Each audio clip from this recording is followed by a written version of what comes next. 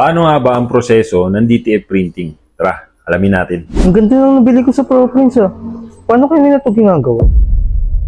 First, preparation natin yung design. Siyempre, bago ang lahat, kailangan muna natin ng malinaw at high resolution na design. Ito, example natin si Saitama. Siyempre, bago ang lahat, kailangan muna natin ng malinaw at high resolution na print. Gumagamit kami ng mga professional software para siguradong pulido yung design natin. Next step, punta na tayo dito sa DTF machine. Dito natin ipiprint yung film. Kapag ready na yung ating design, ipiprint na natin ito dito sa DTF transfer film. Gamit itong machine na to, dito lalabas yung vibrant colors at yung mas matingkad na kulay ng design.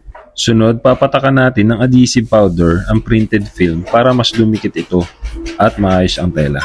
Kapag evenly coated na, kailangan itong i-heat para matunaw ang powder at maging ready for transfer. Kapag okay na yung film, diretso naman tayo sa heat press machine.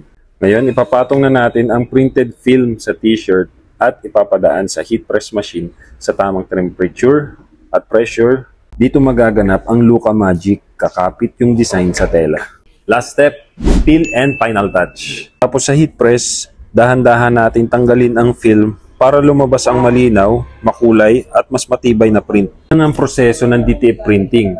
Mas madali, mas mabilis at mas high quality yung print.